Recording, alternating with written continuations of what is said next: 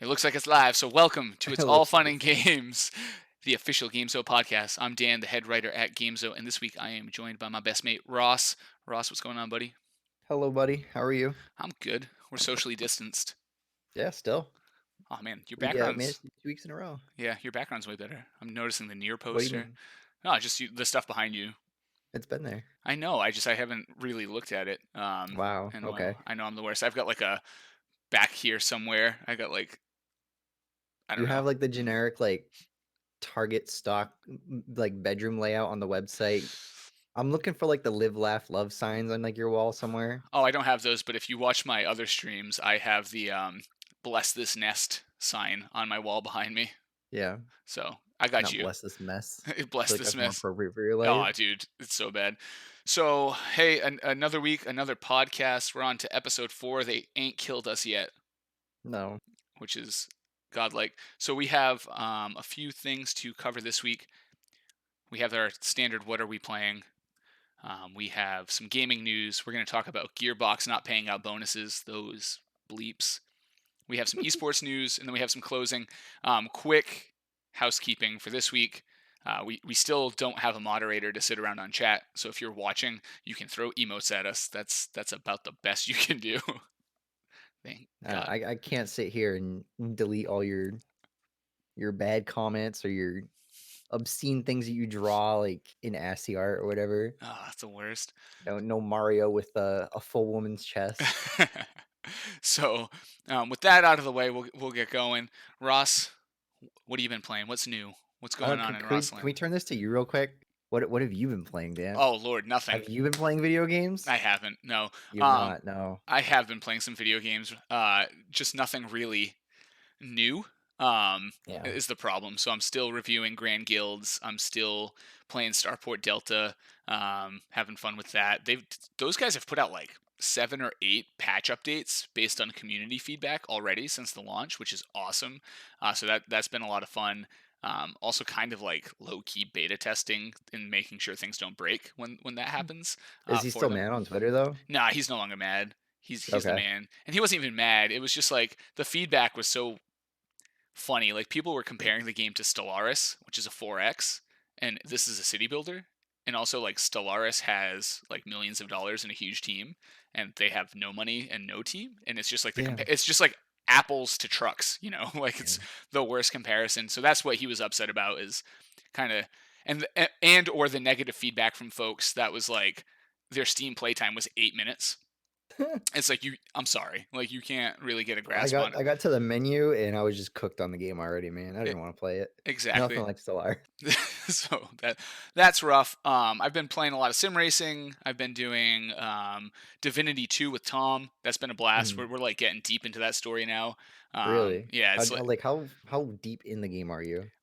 we've played 12 hours. We had someone on the stream last night who's 78 hours in and probably still has like 40 hours to go. So like we're Yeah, 'cause I not. was gonna say, you guys play 12 hours, but like when I watch you guys play, you guys sit in the same area for like 3 hours, Yeah. and it's mostly because you're causing trouble, Yes. and It's Tom's my trying to fault. bail you out. Tom bails you out, and then you put him back in even more trouble because you accidentally cause a fight because you want to grab something in front of a dude. It's so true.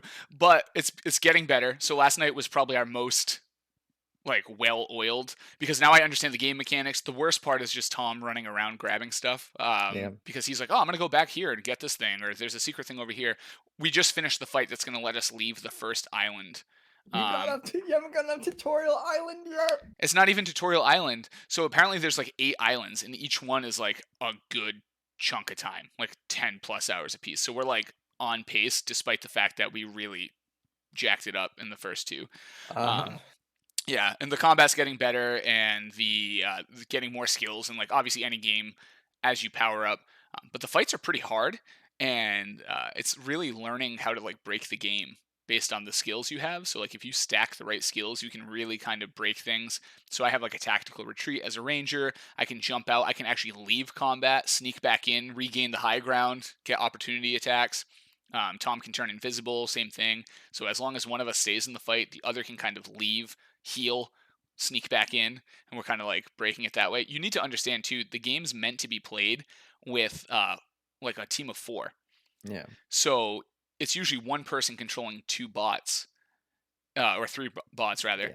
Yeah. Um, Mhm. we took a perk that strengthens us up so it's tenable to actually play the game as two people. It's not how it's meant to be played. So I've been doing that, and then Bacon Switch, um, which is I'm an idiot. I told you I'd tell you on the Yeah, podcast. okay, so here you go. Why are you an idiot, Dan? So I played this game at PAX, and it was really fun. The whole concept of the game is basically overcooked, but you're sacrificing dough to the bread god. So these little dough creatures that are super cute come out, and you have to collect them and throw them in ovens and bake them into bread, and then they go into a big bread basket. I see your face; it's great. It's And very gruesome. they go into this big bread basket as baked bread, and you can do different things. Like I can throw you the dough. I can throw dough into other dough and make bigger dough, which gives me a multiplier when I bake that bread. Um, and that type of stuff. So it's a cooperative, overcooked style game based around sacrificing dough to the bread god. They sent me an email like last week, and they were like, "Hey, we know you loved it at PAX. Get in there, play it. We're gonna send you a key." I'm like, "Okay, I'll wait for the key." So it's like a week later. I'm like, "Oh man, I never got that bacon switch key." So Hmm. I get an email yesterday from them. They're like, "You're a dough ambassador or a bun A ambassador doing or whatever that. it's called," and they're like, "Play the alpha key. We sent it to you." And I'm like, "You didn't send me an alpha key. What are you talking about?" So I like go back to my emails. Like hidden in the middle somewhere, unbolded, is a Steam key for this game. Mhm. So I got in there, but it's funny. So it's only in cooperative mode right now. Oh, You no. can only play the alpha in cooperative mode. So what I'm doing is basically hooking up two controllers to my laptop and then playing the game one person. It's really fun. We should probably. I think it'd be cool if we set up like Parsec and Yeah, played it 4 players or something we like can do that. that. Because we can play 4 player cooperative, but it's only local, so you'd have to Parsec it. But yeah, it's fun. It's cool. It's another one of those games, you know. So um, Okay. that's what I've been playing. So Is that why you're dumb? yeah, that's why I'm 'Cause dumb. you Is couldn't because because you couldn't find an email? I can't read emails. There's I'm all disappointed. these I people. was hoping for something bigger. Yeah, all these people sending me keys and I'm doing nothing Yeah. with them. So Give that's him a what I've been tongue. doing. Yeah, I've given some away. Like there was a cool game Biped that I would have loved to play. Um, it's like a 2 player cooperative game. It's kind of cute. I ended up giving it away to one of our writers because I just don't have time to tackle it on top of all the other crap on my plate. So what are you gonna do? So that's what I've been playing. Have you been playing anything new? No. Oh, that's why you bounced it back It's to all the me. same stuff. No, I've been going back, man. I've been on a kick where I'm playing older stuff. I've been playing some Game Boy Advance stuff. I've been playing Castlevania Aria of Sorrow. Oh, Been playing beast. some Pokemon Conquest on the DS. It's tough times, man. I It got is. nothing. It is tough times, and I can only kill so many dudes in Call of Duty. yeah, and like it's tough because there's not a whole new slew of stuff coming out. Like we're And we're gonna getting talk. to that. We're Yeah, getting to we're that. getting to that. It's a thing. Um, it's a topic, but it's just like I also don't have the heart to go and catch up on the stuff I missed either. So I'm in like this weird space where I'm playing more games, but it's just the same 3 things over and Yeah, over again. We did play Tabletop Simulator, we did. that Nemesis game, which was pretty cool. I know that's old news, so I mean, tabletop's fun. It's on sale right now on Steam, actually. So if you like Tabletop Simulator, it is $10 instead of 20. go and get it. Go It's get really good. it. Yeah, this Play game. Settlers of Catan. Don't play Settlers of Catan. Play Nemesis. Nemesis was a lot of fun. It's like basically Alien, the board game, Yeah, which is dope. So all right. Well, that's what we've been playing. It's a really depressing week for that yeah, topic, it's tough. apparently. Um, but we do have some stuff coming out, or that has come out. So the first thing I have on my list is actually Final Fantasy VII, which yeah, I know it's not your favorite. Hate it. Which we discussed last week, right? There kind of this can't control the street date. It's going to release physically potentially before the date. They can't really stop people from selling it before the date. Um, and actually, one of our writers, David, is in this conundrum. He was talking to us in the Discord group the other day. He's like, I have friends who already have the game physically that they ordered online. He's like, and I can order it and maybe get it like 2 days before release, but I also might not get it until after release. He's like, or I can just buy it digitally and guarantee I get it on the day it comes out. So it's like this It's a weird, gamble, man. That's yeah, real life gambling. you got to play with it. But I High think, stakes. yeah, I can't. The game's been out for 20 years. When can Yeah. I play it? But I think the most interesting thing about it, and we were kind of chatting and complaining about this beforehand, it's a massive file. It's 100 gigs or more. Yeah. And the whole reasoning is the Square people were like, we didn't want to reuse assets. We just made a lot of new assets. That just sounds like pumping your chest or whatever. Yeah, it's We remade this chair 3 separate times to make it more difficult for ourselves. By the way, this game, you've been wanting it for X amount of years.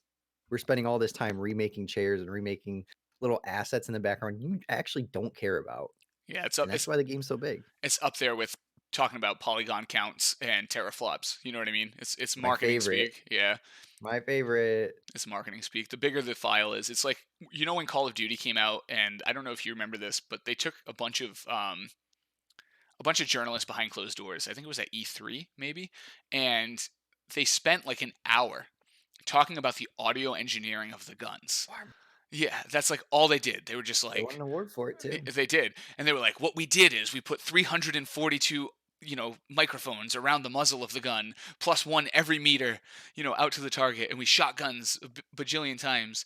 And same thing, like your average gamer didn't care. No. You know what I mean? Like I For until what it's worth, sound balancing is fucking awful in that game. yeah. Well, that's the other thing. It's like the sound engineering is great, but the balancing's terrible. Yeah. Um, And the other side of it too is like, even as a journalist, I didn't care until it came time to like do my pools and bet on what would win what awards. And then I was like, oh, they spent 30 hours talking about how good their sound engineering is. I bet they'll win that. They Yeah. obviously focused on it. And otherwise, I didn't care. And I feel like Final Yeah. Fantasy Okay. VII, yeah, Final Fantasy VII is going to be the same way. They're going to be like you said, look at our 42 different chair assets. Isn't that great? We hand drew all the textures and then applied them and whatnot. So Yeah. Well, 15 was 100 gigabytes too. So they I didn't say anything about that. yeah, And then it was 155 if you wanted to play it in 4K for like the Steam edition. yeah. There was like a different texture pack you could download. So it brought it up to 155 essentially. Yeah, and I think the reason they're talking about this is because it is a PS1 game. They're remaking, so it's like this big deal. A lot of these PS1 remakes aren't huge. Like Crash Bandicoot, the trilogy, that game looks good, and it took. I don't remember the size of the file off the top of my head, but like it downloaded relatively quickly over Wi-Fi. Yeah. Might have been like I 30 mean, gigs. So take. I mean, so I think they're doing this because people keep uh, nagging on the fact that they think the game's going to be really short, or they think that there's not going to be enough in the game because they keep saying it's only like the first area of the game, mhm. and that for some reason they want to stretch this game again around like multiple releases and have it be multiple Blu-ray discs.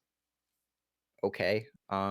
Episodic content. Yeah, I think people are just worried that there's not going to be enough in there. So they Yeah, just sort of flex like, "Hey, it's a really big game. yeah, That over and means over it's again. long, right?" Not always. It's like, Oh, what was that game? Days Gone. They were like, it's a 40-hour game. It could have been a 10-hour game, and the game would have been better for it, right? They just yeah. stretched it for no reason. So longer isn't necessarily better. And, and No. and a bigger file size, like we talked, if you have thousands of unique assets in the file, like that eats it up. But it doesn't mean the game's long. It just means you have a lot of textures and Yeah. scripts and sounds and different things. Yeah, that's why I bring it up So it's because 'cause I'm like, it'll if be that's why your game's like a bigger file size, I don't know. yeah, 10 hours still, maybe if you're lucky. 10 I don't hours still, but man, do we have a lot of different shares we can sell you. exactly. So that's interesting. On the same Final Fantasy space, and I know this one's close to your heart. Near and dear. Yeah, Final The Fantasy. good Final Fantasy. Even though our friend Tom decided to just crap all over your love of After this games, weekend, I do not wanna talk to that kid at all. he crapped He has on made fun of Nier. my favorite game, he has made fun of my second favorite game, and I'm sure he's gunning for 3 and 4. He'll get there. So, he's dead to me as far as I'm concerned right now. But Final Fantasy IX had a patch pushed that effectively deleted the game, Mhm. which I can't imagine. The only thing I can think of that I've had happen similar to this is years ago. I think was it Trend Micro, one of the antivirus software companies, actually read like Windows as a virus and would like self delete your system. And it was just a nightmare. So I can only imagine going and like, I love Final Fantasy IX. Let's what the hell, And Yeah. and you had some information on it. It wasn't a bug, right? It was like an No. incomplete patch that ended up Yeah, pushed.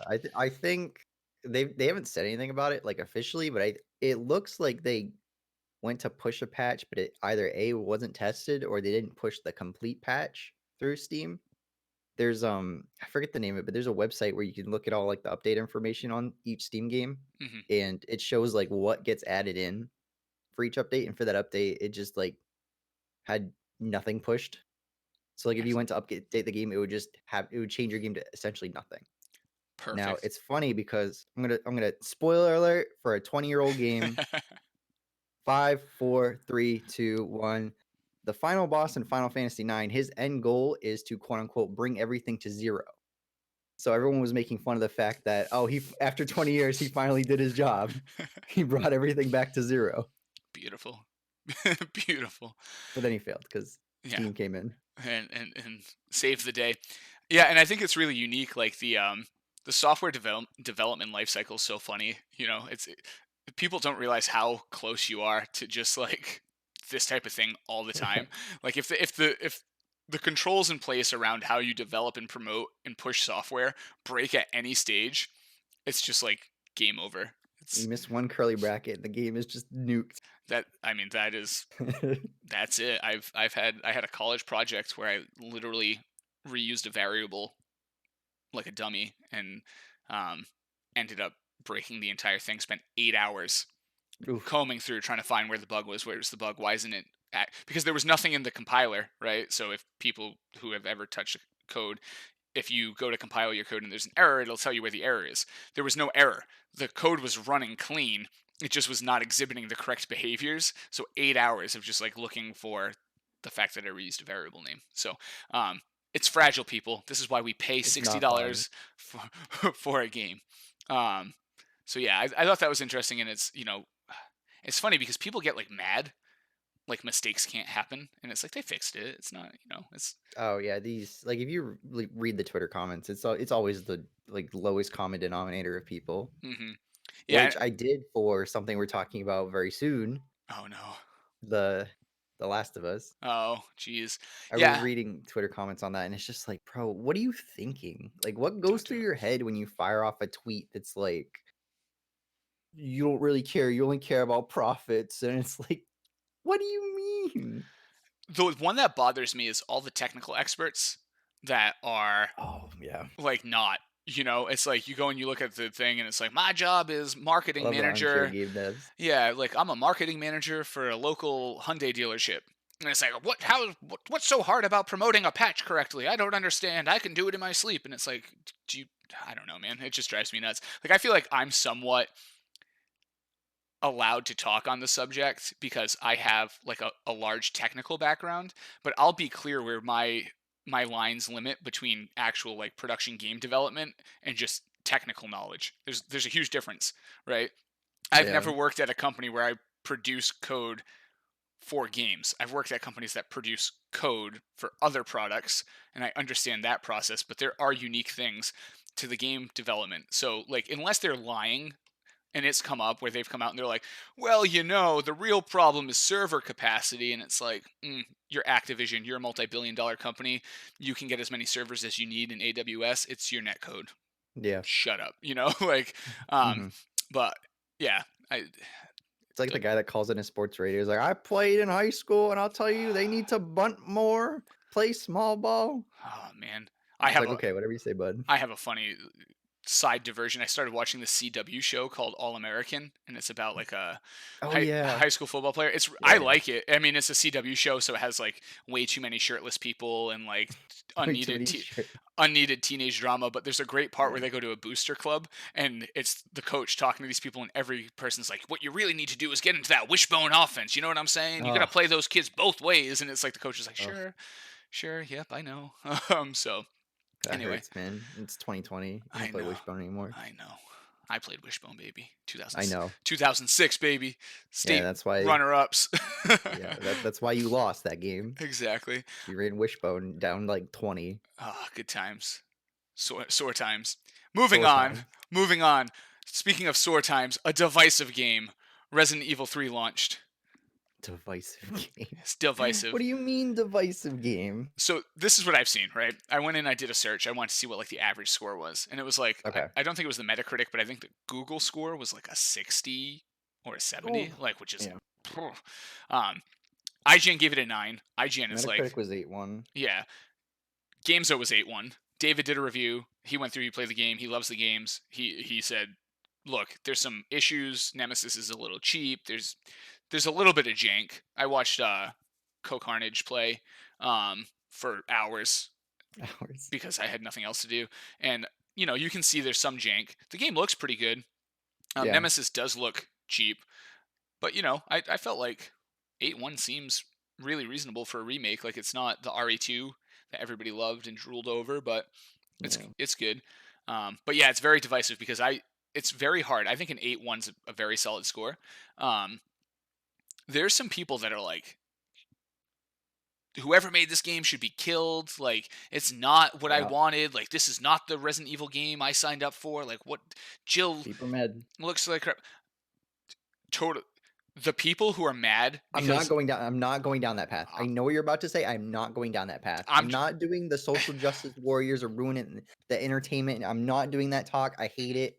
mhm. I'm not here for it. I don't care. Okay, so just to like close the loop on why Ross doesn't want to talk about this, there is a group of people literally mad because Jill is wearing a skirt and not a skirt in the game, A and that, skort? yeah, Is that what it's called? yeah, it's like the shorts under the skirt. They're like, It's like a no, spork.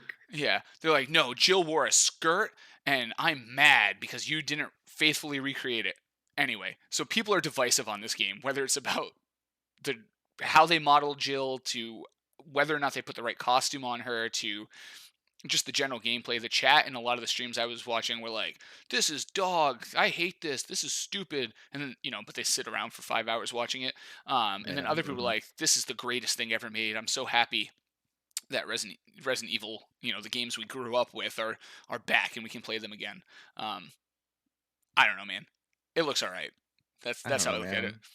That's how I look So at it. it's funny because I was reading like a review for it, and it was probably like 3 pages worth of review, and I'm like, okay, okay, we're doing good, we're good. And then like the absolute like bottom footnote of it was like, yeah, but she's no, you can't get her original costume because the social justice warriors ruined it. I'm like, I read 3 pages of this, and now you're gonna hit me with this? Come on, man, that's not fair. Lead with it so I know to skip the Lead with article. it so I know to skip the article. Damn, Because I'm dude. like, okay, yeah, these are some good points. These are some good points. And then it's like, oh, now you just invalidated everything Yeah, you just made because it you're terrible. a himbo.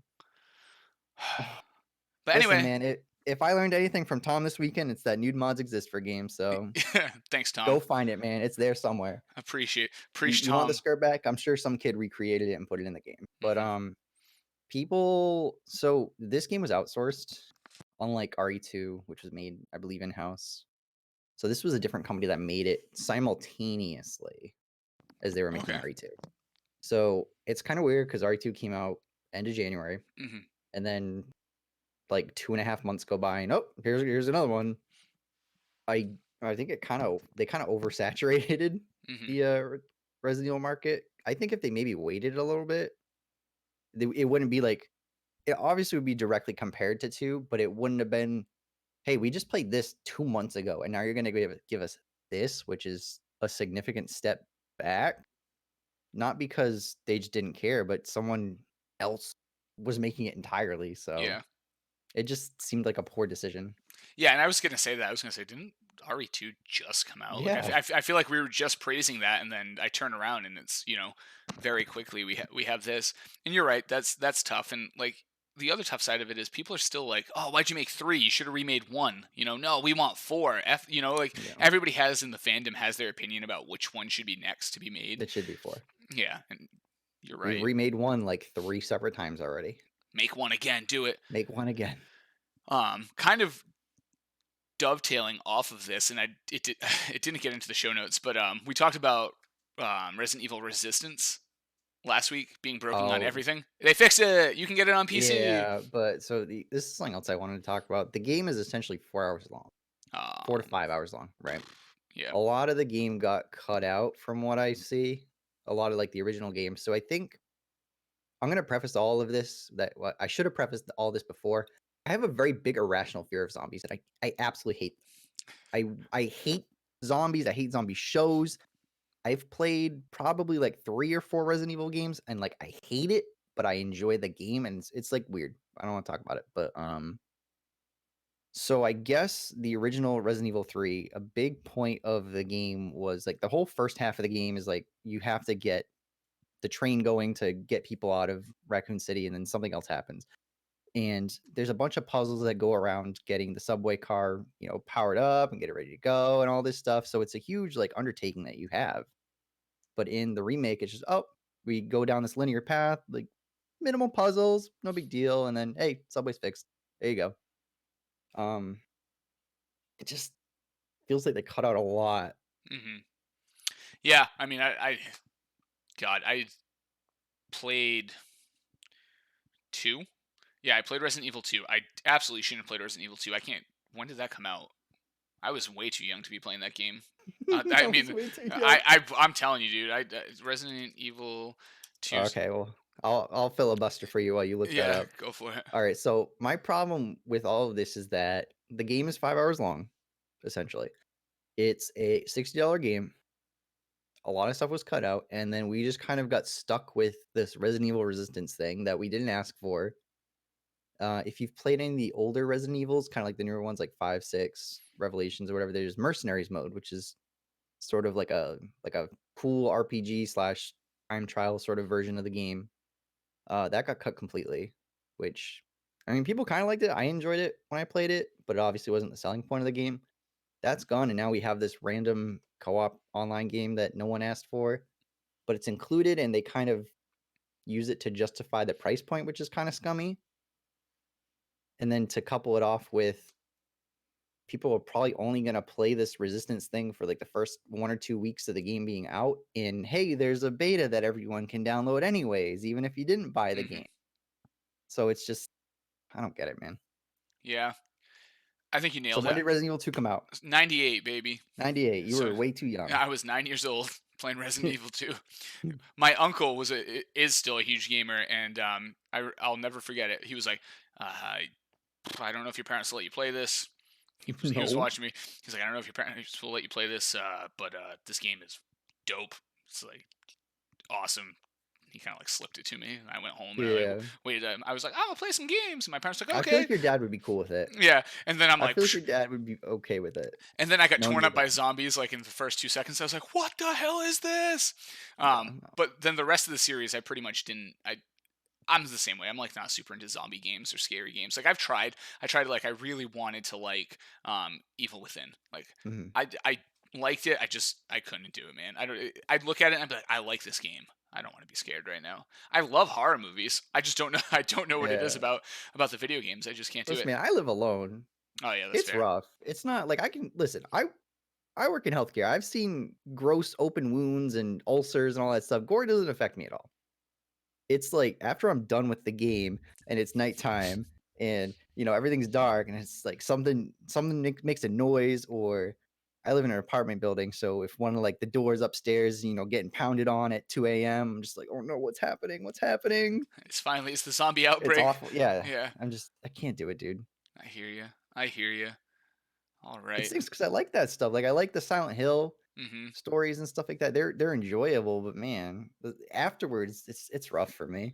Yeah, that's where the let's plays and the streams, and that's like when growing up, that's what I did. I had a friend Chris. He absolutely loved those games. I'd be like, dude, pop it in, and I'd sit back and I'd let him play it, and that doesn't affect me. It's like I don't know. I just get anxious and I don't want to play the game. You know Yeah. what I mean? Like I just don't want to do it. So I play literally anything else. I don't know. Can we pivot to nicer games now Oh, that aren't gory? we've got one more though. Last of Us 2.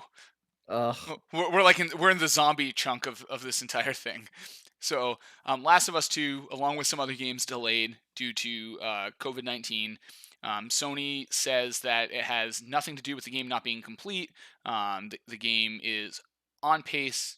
It's just a supply chain issue, and they want to make sure that all of their fans are allowed to have the experience that they are meant to have at launch, which to me just says they're worried about people not being able to get the game at the same time and having things spoiled for them, Yeah. which makes 100%. sense. Um, it sucks because it's like, well, then just go digital. But like, that's really easy to say as people with like fast internet and external storage on our systems. Not everybody can go and download The Well, not even game. that. People just like having the hard copy of Yeah, stuff and there's for collector's collection's sake. editions, and there's steel bookcases, and there's all kinds of other stuff. So I get that. There was a small, put on our tinfoil hats, people. There was a small conspiracy theory that, like, because of we're dealing with a global pandemic, and because the game's subject matter touches on that Ooh, type of I didn't even stuff, think about that that. Sony might be playing the PR game and making sure we kind of pull away from this thing a little bit Yeah, before they release the game. that kind of makes sense. So, Let me um, put the tinfoil hat on. Hold yeah, on. get it. There you go. There There you you go. I'm ready. go. Yeah, so I don't know. Maybe it's a combination. This could be like the conversation we were having last week about the systems, right? Maybe it's a combination of things. Um, maybe it is the supply chain plus the topic. They're worried about not selling as many and not being able to get it out there at the same time. But then I always go into business mode and I go, no, this is the time to sell the crap out of this game. Like, people are stuck inside. They've been waiting Yeah, for it. Um, but there's also like an astronomical like height of unemployment, mhm, which is also a thing. that's true. 10 million, I believe, Yeah, it's in huge. If America. you've ever seen that graph, it's like it looks bad. It's like, oh I man, saw it's that going bad, graph. and then it just I saw that graph, and someone put the GameCube starting menu music, the do do do do do yeah, do do do do do, and then like it uh, hits right as the graph ah, spikes. rough, man, rough Yeah, stuff. But it sucks. What are you gonna do though? We're gonna get yeah, it. it's bad. I mean, the way I I didn't look even at think it, about your point. That's actually like insane. Why would you release that game now? yeah, and we've seen it with other games. I believe I'm trying to scratch my head on one. Um, we've definitely had games delayed due to subject matter. Really? Yeah, or not The only delayed, or like Oh, modes you know put in. what? I'm trying to think. Crap. Wasn't there something like one of the Ghost Recon games or whatever had something to do with like Korea? We were almost like at war with them at the time. It might It have was been. the Future Soldier, I think. It had Maybe. to. I'm I'm probably just gross speculation and gross like forgetting, but I remember there was something to do with like the timeline or whatever in the game, and it ends up being present day at this point, and it's like, oh, we're at war with Korea, and then as when the game comes out, we're very close to being at war with North Korea. Yeah, I think I'm doing a quick search. Yeah, I feel like there was one when we worked in. Um, I look up games delayed due to subject matter. The Last of Us, The Last of Us, yeah. The Last. It's like, The Last of Us, Last of Us, okay, Last of yeah, Us. game Okay, delays well, could happen, that's fine. but I'm pretty sure there's got to be some stuff. There's some stuff in here about like games being delayed due to actual like earthquakes in Japan and like that type of Yeah. stuff. But I feel like Homefront got pushed at one point because of the subject matter. Um, Yeah, maybe. that's I don't know, man. I don't really think it matters, honestly. Yeah. So anyway, it's a potential. On to happier times, Yay. but more speculation. More Super speculation. Super Mario Brothers 35th anniversary could be a This really this fun is time. some this is what I like to call reckless speculation. Like let's throw away our journalism caps and engage in some reckless speculation. Yeah. I want Mario 64. I want it upresed. I want so many polygons. I want that thing looking like a fresh new Mario game, but with the entire Mario Okay, 64 well, rebuilt. what Dan is I want talking that. about is supposedly Want it. rumored quotation stars asterisk whatever you want to say. Um, this is the 35th anniversary of Mario. I don't believe anything got announced back in March, like early March. So if you don't know, March 10th is Mario Day. Also my birthday. Because MAR10 Mario. Pretty cool. A couple of years ago they changed Google like navigation for the day. It like turned your thing into Mario Kart when you were doing navigation. That's awesome. That was cool. Um, but yeah, supposedly we are getting a Switch version of like a Mario All-Star collection. Supposedly gonna have Mario 64, Galaxy, Sunshine. There's rumors about a new Paper Mario game. Like apparently it's gonna be crazy in Nintendo. But when Nintendo is asked, we don't comment on rumors and speculation. Yeah. And I joke, if we're being honest, it's probably going to be more like the 25th anniversary, or was it 30th? The All 25th. Stars, the All Stars bundle pack. 25th. It was just We're like, old. yeah, dude, that was 10 years ago. That was 10 years ago Holy crap. because it was on the Wii. It was on the Wii. You're right. I remember people like fighting over that. They're like, "I'm gonna sell it on eBay." Spoiler: I don't think it went for a whole lot on eBay. Um, Went for a lot of GameStop though. yeah. So like that was cool, but it was just recollected and reported, and it had some of the original like hidden levels and stuff like that that never got moved over. Um, I can see them doing that again. It's unfortunate because like I like to watch speedruns sometimes, and Mario 64 is a hot one. And like I have this nostalgia because we were like in the third grade when that came out, and I couldn't wait for my Second grade. birthday. Second grade, I was like, I can't wait for my birthday. I'm gonna get an N64. My parents already told me I'm getting that Super Mario game. My buddy Mhm. Sean's got some Zelda crap that sounds dope. I'm gonna play that. Like I'm in. I mean, we used to have to journal in class. I think the month before my birthday, I journaled about that N64 every day. Like I was in, and like in my memory, that is the best looking game of all time. I was watching a speedrun the other day. I was like, oh crap, Mm. yeah.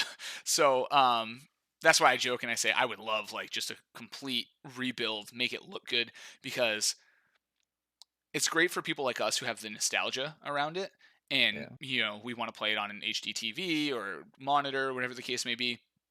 But the fact is, if I give that to my kids, Nora's going to be like, dude, mm-mm, you've let me play the PS4. Like you've Yeah. let me play games that look way better than this. Like what is this? Like my mobile games look better than We than gave this. Tom a PS1 game and he couldn't handle it. I know he's like melted down. I did it. We went to play Gauntlet Dark Legacy that night via emulator, and I was like, Yeah. "What is this game? I loved Yeah. this game. It looks so bad." So I'm used to it because I'm always playing old stuff. at, the upside is I think the 2D stuff holds up really well. Yeah. Like I think all of that sprite work, it just looks great. It's when you get into the 3D stuff, like you see the limitations of each Yeah. generation, and it Like, kind of hurts. yeah, the N64 PS1 was kind of a dark era for that. It's like Yeah, where they first started, like all the 3D stuff, and it's rough. yeah, It's rough. Like if you see like old Final Fantasy 7 and their hands are just like these weird, like just flat things for hmm their hands, and then like their wrists are like very tiny small, and then they just have like a giant bicep. It's rough. yeah. They were learning on the fly. Hey, it's all Yeah, math. That's the fun thing. Is like it's all people that. people look at. It's funny now. You can look at all these different 3D sculpting softwares, and it's like Psh, it's easy. Why did it look like crap? It's like well, they were actually doing like math to layer triangles into a mesh to make it look good. So you know, and there's limitations to that in technology. So There's there's a game on PlayStation 1 called Vagrant Story, and the way they created shadows for that game is they essentially had two models running like on top of each other, and one of them was just lightly colored, and that's how they did like sunlight reflections and stuff like that. wow. I mean, hey, it's an So there's interesting like two solution. instances of each character running around like at all times. Just melting the processor, just the Yeah, the poor console just dying. So yeah, I mean, I'm excited. I hope they, even if they just re-release them, I'll probably grab it just because I love those games and that'll be I'll fun. still play them. If they upres them in any way or make them look even remotely better, like that's great. If they come out, I'm telling you right now, if they come out and they're like, we are full HD remaking like Resident Evil style, Like Odyssey 64, style. yeah, like we're doing 64, we're making Sunshine and Galaxy are good Sunshine and too. Galaxy probably still looks decent today, Yeah, honestly. it's We're a redoing game. those like in the modern art style, I will. Well, all That'll the be it. rumors say that it's not a like a just a generic port. It's being treated as like a compilation game. Okay. So it's kind of it's like the also like the 25 edition hmm where you get to pick from like the screen and it says like, oh, which one do you want to play, blah blah blah. So it's not just like, oh, we're taking this like eShop version of the game and just putting it on Switch. So something is being done other than just moving files around. Yeah, that'll be good. I'm excited to see Yeah. what happens. Hopefully, we get more soon. Paper Mario rumors should be good Yeah, because those are very good games. yeah. But I don't think they're true because Oh. in those rumors, it specifically says they listened to feedback and made them more like the N64 version instead of the newer versions that everyone hated, which I don't believe for a second. Oh. I don't believe they listened to feedback. You don't have trust. We I hear don't have you. no. We hear you. Yeah, we hear you, but We're gonna be getting into that somewhere down the line this show absolutely, we when can't. I have to go off on a tangent. Oh, I'm excited. I'm so excited. All right, so Super Mario Bros. 35th anniversary. We're getting old. Damn, dude. Fifth birthday. I got a Super Nintendo with Super Mario Brothers World. It started this whole thing, man. It started this whole thing. Good times. All right, Rogue Legacy 2 was announced. This is not a huge news story unless you're a fan of Rogue Legacy, which I am.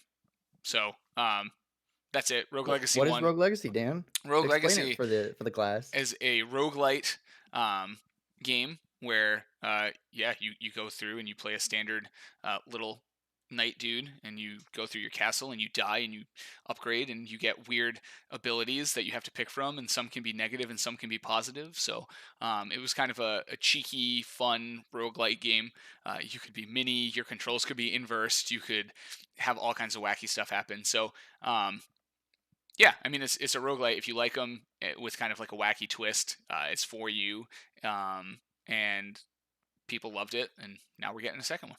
I enjoyed it. It was a fun game. Yeah, that's I mean Definitely recommend. that's it. Like I said, if you like roguelite or roguelike, depends It's how you kind want to of say it. if you've played Dead Cells, which is probably a lot more popular right now, it plays kind of like that, Hmm.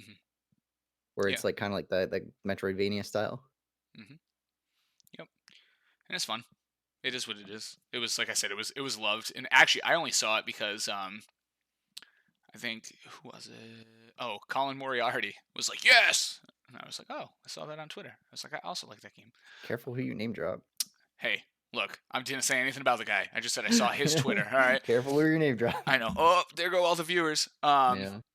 All right. So that was that super long, super important news story.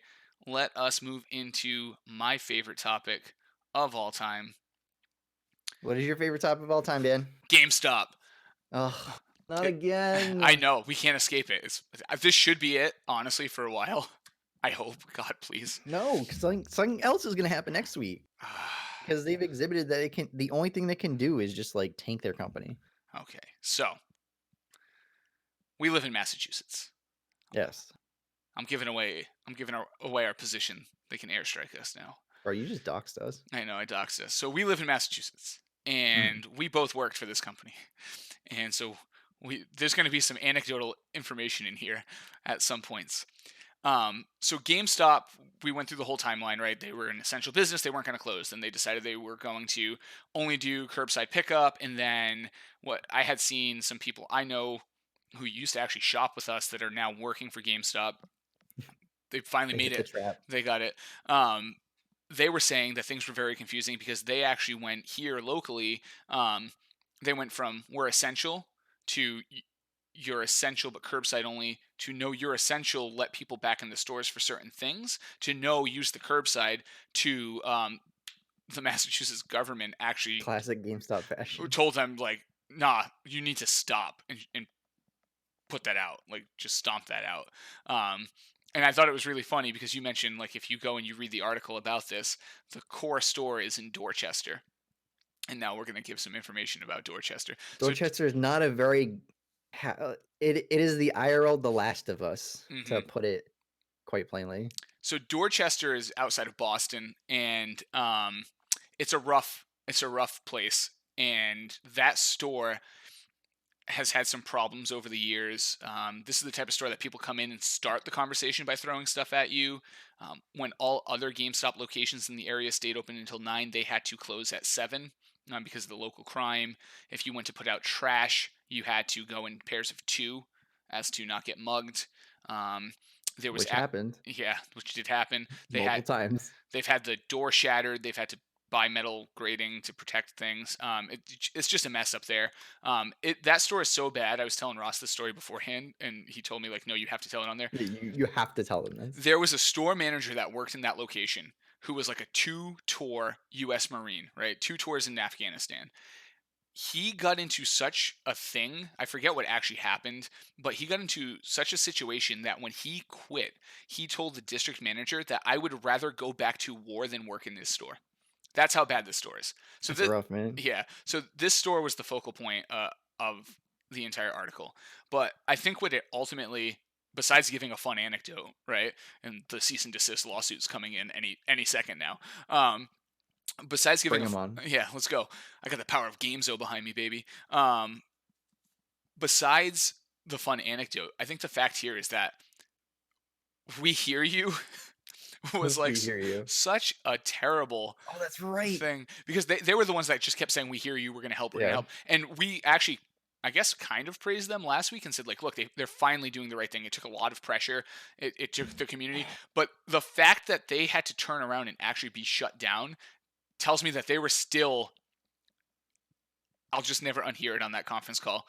So you're putting profit over people, right? Like Yeah. 100%. Um, They heard us and we told them they were doing a good job, so they pivoted back to their old ways. "Oh, we're doing good now? Okay, let us go back to what we're doing." we're the problem, Ross. They heard the Gamezo podcast. They had positive No. feedback. Um, I hope they left us 5 stars. me too. And then unsubscribed, Yeah, resubscribed, and left 5 more. resubscribe, gives 5 more stars, yep. We'll take it. 10 stars per person. That's how it works. So anyway, I thought that was interesting. I'm curious to see how many other states follow suit. Massachusetts has been pretty aggressive on things through this whole thing, so I'm not surprised that that story was here. Governor Charlie Baker is not a gamer. Yeah, I love Charlie. Though we did have the mayor of Boston out there begging Sony to come to PAX, so I think we're um, He Oh, yeah, that's right. he was like, please reconsider. So our government is at least somewhat gamers. But anyway, I digress. That's the end of my GameStop rant and my little story. Do you have anything you want to add to that bit before we move on? No, I'm just tired of them, bro. Just go away. I know. Go away, please. Bring back We Babbage's. don't need you.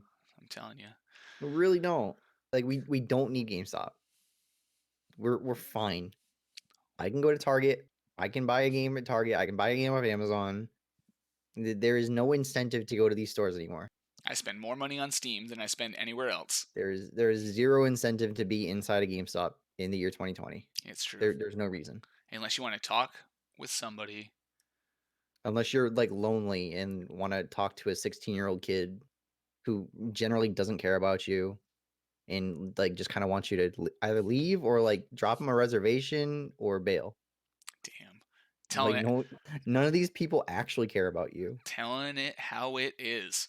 Yeah, they all have numbers that they have to hit, right? And I think that the being friendly thing is just a, you know, I don't know. Some people are friendly. Like I had customers I genuinely cared about and liked. But you're right. Like for the most Yeah, part, I you're mean, just obviously. you're being kind. You're putting on your customer service face and you're getting through there. And hey, real industry secret: 9 out of 10 times when you want to talk like the deep details of a game, the reason they're going, yeah, yeah, totally, man. Oh yeah, I love that part. They've never played Love the that game part. ever. Hey, speaking from experience as someone who never plays any of the games, Dan. Yeah, I sold a ton of games without ever touching them. What was my famous line? That game, dude, gonna be awesome. That was like every game was It's coming out. gonna be It's gonna awesome. be awesome. What about that Michael Jackson Just Dance game? Gonna be awesome. Awesome. Thriller! Exactly. So, um, anyway, onward and upward. E3 survives. Yeah, 2021. we knew. It's scheduled. It's reimagined. What's that mean, Reimagine. Ross? Reimagine how? I don't know. I don't know. You tell me. They didn't say anything. It's They just said it's reimagined. reimagined. That's Uh, all they've said so far. Speculation cap back on. I've Okay, got. what's your speculation cap? Hold I, on, let me get my speculation cap. there you go. I've got to get All some. right. Oh, you know What's what? the speculation? Hold up. I got my Thrustmaster. Good. There we go. There you go. Okay, what's Speculation cap. speculation? All right. So I think it's one of two things. I think we're either moving towards, like we discussed a few weeks ago, pack style, exhibitor based, That's what I like to say. and fan based experience, Okay. or they're gonna do a lot more online inclusion. I'm trying to balance it. I got the Okay. headset, so All right. that's my speculation. I think it's going in one of those two directions. We're either going to get way more digital content tied into E3, so like Sony doing their own thing, Nintendo doing their own thing, everybody doing their own thing, but it'll fall under this E3 umbrella, or it's going to be much more focused on us buying tickets, showing up, walking around, talking to indie devs, demoing games, and doing that type of stuff. Listen, these people still have GDC. They have their own little secret meetups they can do, their secret conference calls, and their annual budget reports where they can talk about all this stuff. Man, just give. How about think of the gamers, man? Think of the gamers who are playing your game. You Give can't us more stuff. you can't Let me appease spend more us. money, Yeah, exactly. Pop up your Square Enix shop and let Ross buy every chocobo that exists. bro. Hold on. Oh, we're Filibuster for like 2 seconds. I'll keep talking. So this was hilarious when we were at PAX. Ross actually popped in to the Square Enix line, Just and let me be a gamer, dog. Just let me be a gamer. Let me buy all your merchandise and go to your show. it's so true. Please. It's so true. But Ross ended up in the line. That's all I had to say. That's perfect. But I'm just telling him you ended up in the Square Enix line, and I couldn't find you guys because the line to play the game and the line for the shop looked way too similar, and I didn't want to be the guy cutting. Um, and Ross comes out literally with a clear trash bag with like Yeah. 22 chocobos and like 10 figurines that are probably above his desk right now. Eh, See, check this out. figure. Well, there they are. Yep. You got There all the they are. chocobos. I mean, I got some other stuff. We're looking good. See, Yeah. so Ross wants to be able to buy more stuff. That's all. I want to buy more stuff. That's all it comes down to. Yeah, I think it'll be interesting. We'll see what happens, and I'm interested to see, still what goes on this year because everybody's dead set. We're getting the new systems, and even though Yeah. there's potential delays on games and stuff like that, it'll be good. Yeah. But we have IGN Summer of Gaming We do. We do in have that June. coming. It's coming. So that's kind of E3, but not really. Yeah. They're doing what they are, and I know the kind of funny guys were like, "Oh, dust off the script for our kind of funny game showcase," because these are things that now can kind of thrive without E3 being formally there. So the topic, Reimagined. I know, reimagine, baby. I hope they call it E3 reimagine, like that's the tagline moving forward. Yeah. Um, so the main topic today, an article came out. Gearbox, who makes the beloved Borderlands series, based out of Texas, I believe. Yes. Um, they are in a bit of hot water because in making Borderlands 3, they made promises to people that yes, you're going to be overworked. Yes, there will be crunch, but you're going to get profit sharing and you're going to It'll get be worth it. giant bonuses. Allegedly, people were promised 5-figure bonuses. Not that crazy, but some people were Six also figures. promised 6-figure bonuses, Yeah. which that's like I know people who have worked at hedge funds that don't even get like I'm talking like $75,000 yearly bonuses yeah, so a 6-figure bonus is a Must be lot. nice. Yeah, is a lot of money. Yeah, it would be really nice. And as successful as the game has been and it's been profitable, um they're like, "Nah, not going to do it. Sorry. Thanks for Well, all the they hard work." didn't do. Well, it just wasn't enough. Yeah, it So never hit the threshold. they recruited a bunch of people saying things like, "Oh, in the past, people have bought houses with their bonuses off of these games." So it's a unique like profit sharing model that they have compared to the rest of the industry, where they kind of pay like dirt, and then just, hey, if the game's good and sells a lot, you'll get 40% of the revenue. Yeah, and it's almost like the sales model, right? Like most sales reps are paid a it depends the industry, but like a decent base salary, right? So like Mhm. if you're selling software in Boston, for instance, you might make $50,000 a year as a sales rep as your base, and then you can earn as much as you want up to a cap based on how good you do, right? Um, if you're like a business development rep, which is one step below that, you might get maybe 35 or 40 base, and then if deals close you kind of get a spiff down from your sales rep, right? It's similar here, right? It's a profit sharing model. It's like working for a startup. Your salary's not great, but you own a percentage of the company. And they do pay less than most places, it's known in the industry, and you can go on Glassdoor, and if I just look at a QA tester's making $11 an hour, like it's not a lot of money, man. Yeah. A network engineer, close-ish to what someone around it's tough, right? Because they're in Texas, and Yeah. Texas's economy is starting to go up because a lot of people are moving. Software companies are moving from California to Texas because of the cost of living. So it's really tough to say like how far off the number they really are, but it's low. Same thing with like a programmer without any details around what level of programmer that is. 70K is not great for a programmer unless you're like a junior kind of programmer. Again, depending on that kind of Where you local live. economy. Um, so they do pay lower. Um, and yeah, I think ultimately this is like a good cautionary tale. And this is why in the show notes I wrote gearbox salaries, comma, and the state Comma. of working in the gaming industry, right? Yeah. The gaming industry is a very unique industry in that there's a very small number of guaranteed jobs. Like the number of people who are on staff at a lot of these places is low, and then when they're making a game, you end up on a contract usually, or a hire that with the understanding that you're only going to be there until the game ends, right? So if you're a Yeah. QA tester, you might only get a 6-month contract to QA a game. If you're an artist, you might only have a 9-month contract on a 2-year cycle because they're going to have you do all of the art up front, let's say, like the Yeah. modeling or whatever. So it's a difficult industry because you're bouncing around a lot, and there's usually high salary associated with that in a lot of instances, because you're bouncing around a lot, right? Everyone's a freelancer, a Exactly. mercenary. Exactly. So like in the gaming industry, based on the people I've talked to, you have like three basic things you can do. You can go sit at like a Sony or an Activision or one of these super large companies out of college, chain yourself to a desk and just do like bug reports and stuff until you climb up. And then eventually maybe you start working on some stuff that's fun and interesting and you get some say in. Um, you could kind of do that for some time and move it into a medium sized to small company, and then you'll have a lot more hands-on experience, but you're going to be much less stable. um, you know, you could just go right into a middle-sized company and just start doing kind of the freelancer contracting thing. Hope you stay on, but if you don't, you're just going to bounce around a lot of those projects. Or you can go make your own indie game, or any combination of these things, right? Like maybe you start at a big company, then you make an indie game, and then once you release the indie game, you go and work for a medium-sized Yeah. company, whatever, right? Like Make your own way. exactly. So there's a lot of different ways to go through this, but those are the main paths.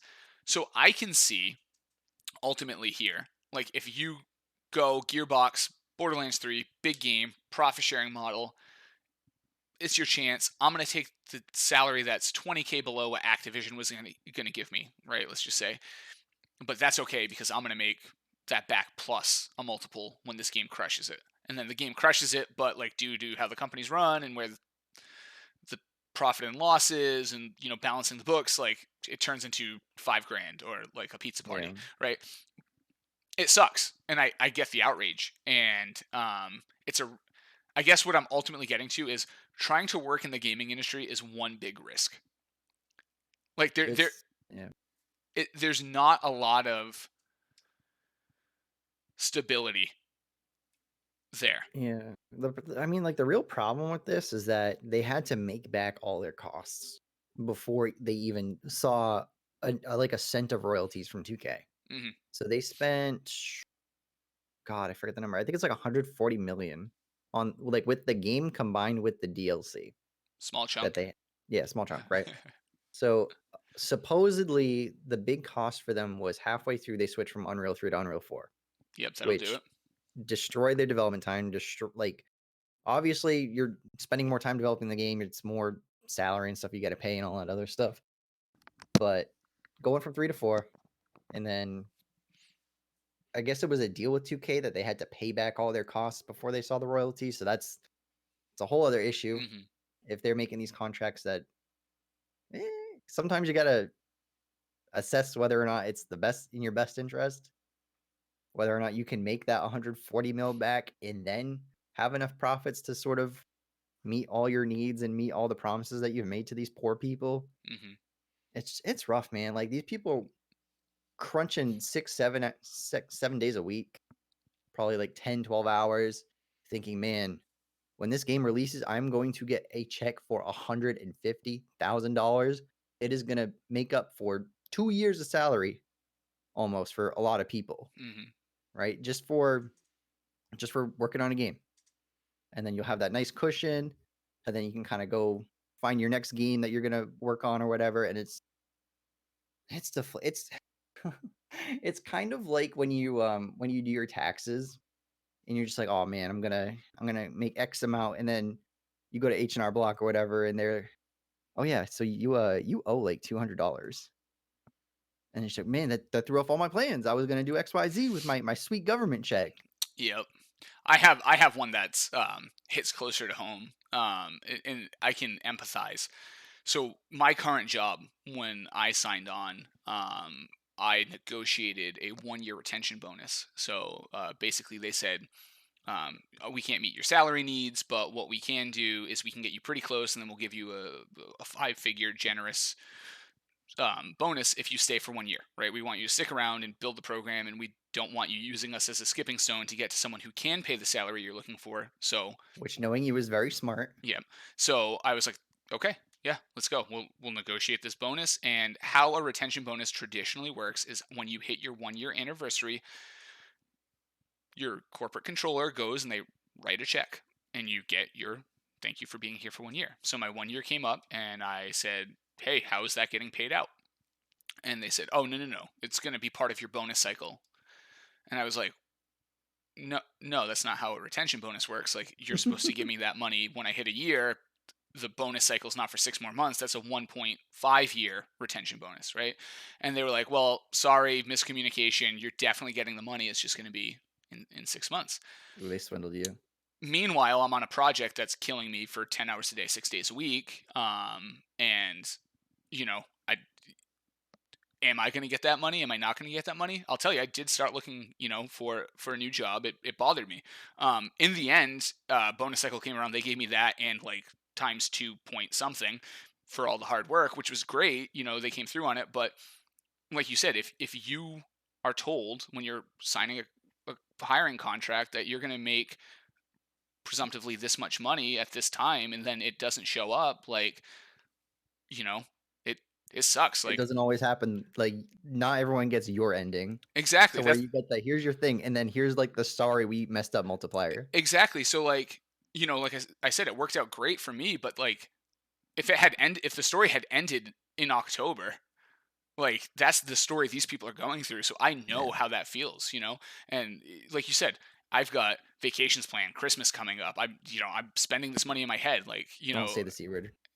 Bro, it's April. I don't wanna hear a C word right now. do you have your savings account? I got my savings, $50 a paycheck. I got kids. They might Yeah. hear this, kids. So gotta start putting that away early. But yeah, so I 100% get where they are, and it's kind of look, recruiters can be scummy. I don't want to say all recruiters. I've worked with some good recruiters. It's their job to get you interested by saying things, and by saying things like, "Hey, This people have game's bought." gonna be awesome. Yeah, this game's gonna be awesome. Or people have bought houses with their bonuses in the past. That's an easy way to bring you into the fold without ever actually necessarily promising you anything in your contract, right? Yeah.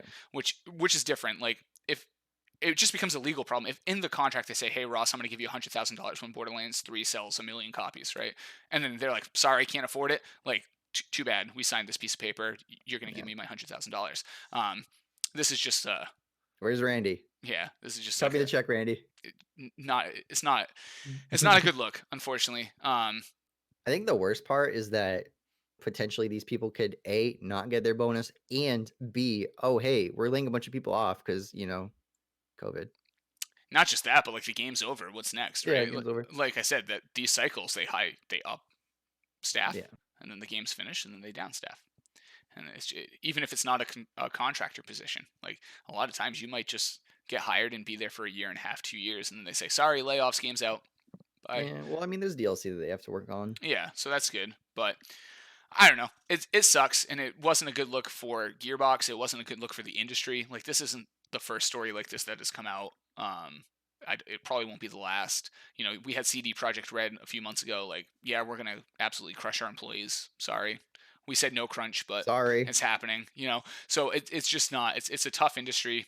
It's a tough industry to get into. It's a tough industry to work in. If you can get to the top, you'll get to make the things you want to make, and you'll make good money. But like it's definitely like adversity and perseverance along the way. I mean, And for CD Project Red, they're in Poland. All their cities are essentially covered in a giant smog bubble. What else are you gonna do? Just stay inside and make a it's game. it's true. And they have very good. Most people don't know this, but Poland has very good engineering programs in their colleges. So you get like a lot of MIT level Ooh. engineers, but like economy wise, like someone we Mm. pay like $200,000 here, you can get for like literally half price out of Poland. Like it's just like very good programmers for like 50 to 30% less, like on the salary, which is The secrets they don't want you to know. yeah, Get yeah. cheap work in Poland. Sorry, I've worked on some freelance projects where I've needed things done, and I've got like things I thought would cost $1,000 done for like 250 out of Poland. So, um, Nice.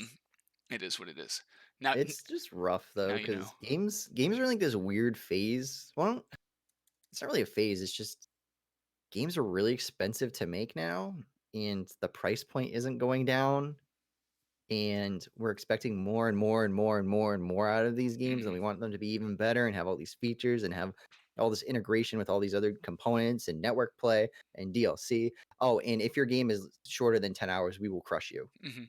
Yeah. So it's rough. And it's like this weird kind of bell curve where you're either Rockstar making these incredibly high cost, high reward games like Grand Theft Auto 5, or you're Ross and Dan making an indie game with no overhead, but making 10 grand and ooh, wow, what a profit we made. Mhm.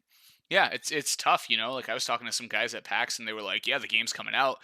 Early critical acclaim's high. Like, people are loving it in the beta and the alpha. Like, we're really excited for it. We might be able to use this success to make a second one." I'm like, "Oh, you guys are like expecting a bunch of money?" It's like, "No, we just think we can Mm, probably get an investor based off the success of the first yeah. one." I was like, That's rough, man." And they're all working other jobs, right? Like, Yeah. I'm working on an indie game in my spare time.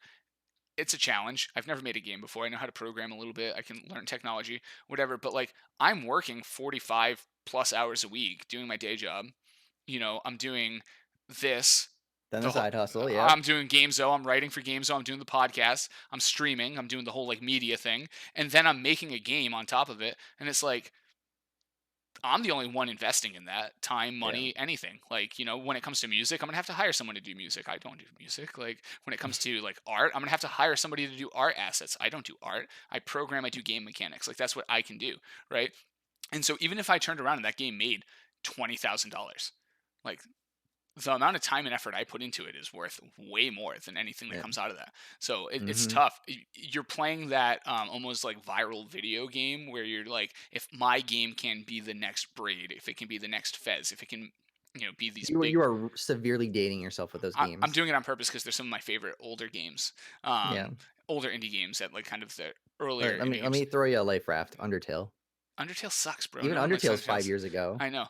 I feel like we haven't had like a really explosive um indie game that I can think of, like Okay. recent, super Slay the recent. Spire, Dead Cells. Oh, Dead Cells. There we go. That's a good one. That's a really good one. Um, yeah, and they're all playing that game. And hoping that allows them to hire more people into a studio and gain investment, and then build the next bigger, better game than they're working on. Once you make Um, your game, you're not done. You gotta exactly. bug fix that thing, you gotta push updates, you've gotta, engage with your community. You can't just hot drop a game and be done with it. Yeah, it's not Some drop peo I mean, in. some people do, but Yeah, you're not supposed to. That's passive not best income. practice. Passive income. Drop the game, make the money. So yeah, it's a tough industry, and that's the end of that. It's Yeah. it's crappy. I hope all of Good those luck. people get something. Maybe, like I said, a pizza party. And then Pizza party. The yeah, classic. the classic. You guys worked so hard. Here's a pizza party. Um, all right. So on to esports. I need a. Yeah, I need like a bumper that's like, "Ma, get the camera," like, and then it Yeah. just like slides over. Um, so the first thing on the list is Lemon Nation test positive for COVID-19. I know you knew very little about this person today. League of So, Legends. yep, League of Legends player. Helped start Cloud9, was a founding member of Cloud9, and is now a manager of another team. So, um, yeah. So, I don't know what he does. Head of events, whatever he's that head of means. events. I don't know what events he's heading right now. None because None of of them. COVID They're all 19. canceled. So it turns out, I believe it was his roommate's significant other tested positive, and then he started getting some cold-like symptoms, and he therefore tested positive. It's a news topic because it's like the first person in the esports world to like. Oh, Long Island Joe. Long Island Joe tested positive like a week ago. Okay, but no one cares. I know So, no one cares about fighting games, but so, still. so it's like the first big, I guess you would say, like, and I would like I want to consider it big in that, like, I didn't really know who this person was, but like Yeah. the pedigree on him He's a makes it. League of Legends player, so by default he is quote unquote big. Exactly. So that's that. We wish him well. We Get don't well want soon, homie. anyone to get this and have it, but there you have it. He does. Um, So we'll move on. I'm gonna hit the Ross talk about Rainbow Six for a few minutes button. Ying gets a patch to make. It's not Uh, just Ying. Ying was the She's big. okay. No, so Oh, let there's a me just bigger one. handle it. Okay, Just get Rainbow out of my way. Six. Rainbow Get Six out of my patch. way. Okay, Boom. I'm gonna preface this with I have over 2,500 hours in this game. This is my main game. This is what I play like consistently the most. This game is very important to me. So recently, Rain- recently Ubisoft's been doing this thing where they push updates to the test server. They do the "we hear you" thing where they collect all the feedback, and then they're like, okay, well, we're just gonna do this anyway. We're just have fun. And recently, they've been kind of puffing their chest out by saying, "Oh, we're making all of these changes, and our pros hate it. But if the pros hate it, we think that's good because we're changing the game and we're making it uncomfortable for them to play, and we're not just kind of adhering to what they want us to do."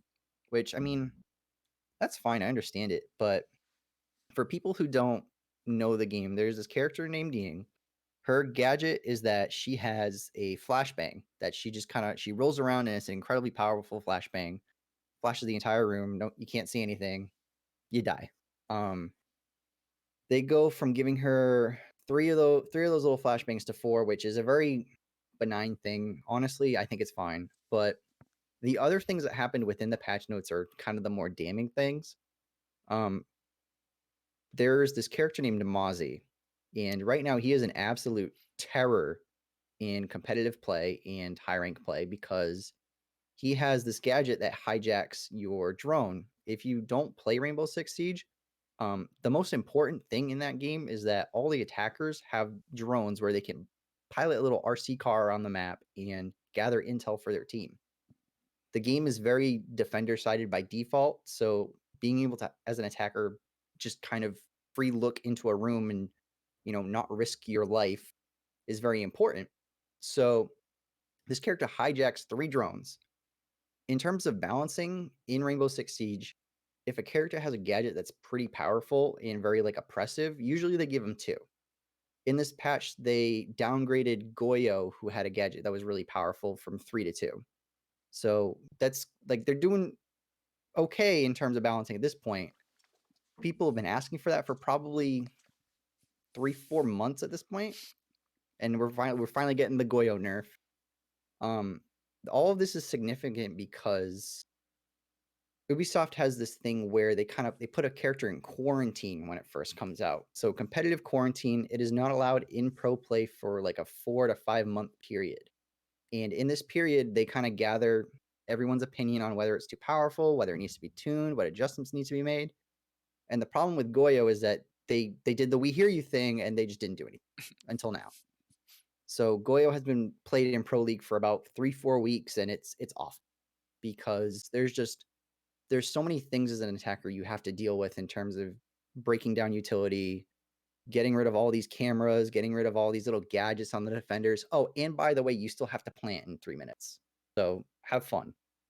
Um, Mozzie, so he has this gadget that's really powerful and it's really awful. You lose a drone, the defenders get the drone and they can pilot it around and do whatever. He has three of them. So by default, you think, okay, bring it down to two, problem solved. Maybe get rid of one of his secondary gadgets, swap him around, tune him a little bit, no big deal. They decide to quote unquote nerf him by removing his secondary shotgun.